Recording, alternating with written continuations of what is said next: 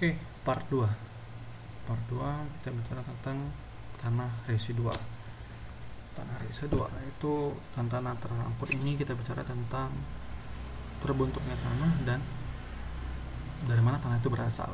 Jadi tanah residual itu adalah tanah yang terbentuk langsung akibat pelapukan kimiawi. Jadi tanah residual atau residual soil dan tanah terangkut atau transported soil. Soil ini bahasa Inggris artinya tanah ya. Digunakan untuk menggambarkan tempat tanah dan asal terjadinya proses pelapukan. Jadi transported soil ini ya tanah itu bisa tertransportasi. Yang menyebabkan tanah itu tertransportasi itu bisa banyak ya. Bisa air dan bisa udara ya. Butiran halus ya, ukuran butiran halus itu tanah itu bisa terangkut oleh udara dan tertransportasi berkilo-kilometer. Jadi ada penelitian nih, sebenarnya ada banyak penelitian tentang tanah dan meneliti tentang dari mana asal itu penelitiannya tentang dari mana tanah itu berasal. Jadi bisa saja tanah itu ada di pesisir tapi berasal dari dataran tinggi tapi sampai ke dataran rendah, tertransportasi oleh air atau tertransportasi oleh udara ya, di bawah angin gitu. Jadi berbicara tentang partikel tanah ya yang terbawa oleh air, yang terbawa dari udara tadi, ukurannya itu bervariasi, bisa lebih besar dari 1000 mm ya, mungkin bisa tertransportasi oleh air gitu ya, atau yang berkurang lebih dari 0,001 mm. Ini mungkin bisa tertransportasi oleh udara. Pembentuk tanah. Menarik. Tanah adalah kombinasi mineral dan unsur organik yang berbentuk padat, gas, dan berair. Jadi ada 3 nih ya. Dia berbentuk padat, bisa berbentuk gas, dan ada airnya. Ingat ya, padat, gas, dan air. Jadi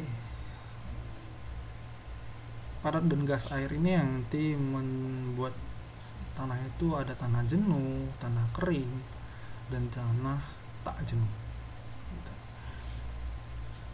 Jadi partikel tanah terbentuk dari batuan yang pecah yang telah berubah karena efek kimia dan lingkungan, termasuk cuaca dan erosi gitu ya. Jadi erosi ini yang bisa menyebabkan tanah itu tertransportasi.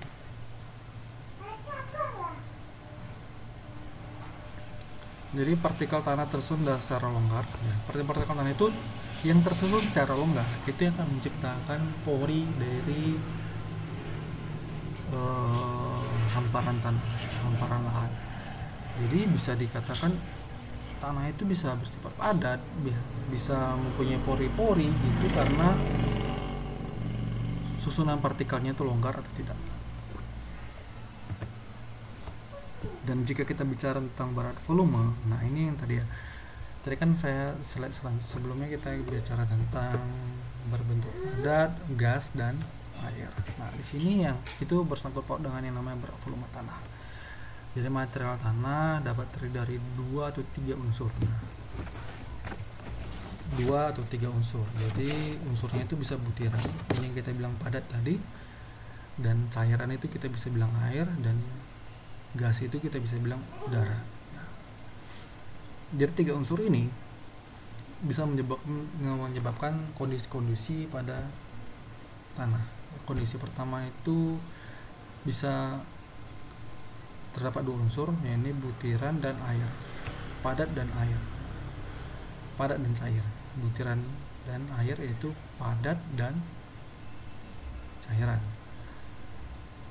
Dan pada tanah yang kering, ini tanah jenuh ya, tanah jenuh itu terdapat 2 unsur, butiran dan air. Pada tanah kering hanya terdapat 2 unsur juga, yaitu unsur butiran dan udara, tanpa air ya. Namanya juga kering pasti tanpa air. Dan sedangkan kondisi tanah yang tak jenuh itu terdapat 3 unsur, yaitu butiran atau padat, air atau cairan, dan gas atau udara ya. Jadi ada tanah jenuh itu butiran dan air, terus tanah kering itu butiran dan udara. Dengan tanah tak jenuh itu ada 3 unsur, yaitu butiran, air, dan udara. Ini ya, kalau kita gambarkan dia seperti ini. Ini tanah ya, ada butirannya hitam dan ada pori-porinya yang warna putih. Ini pori-pori. Tanah jenuh itu butiran dan air. Tanah kering itu butiran dan udara. Ini udara. Dan tanah tak jenuh itu butiran, air, dan udara. Oke. Nah, ini slide terakhir untuk pertemuan pertama ini.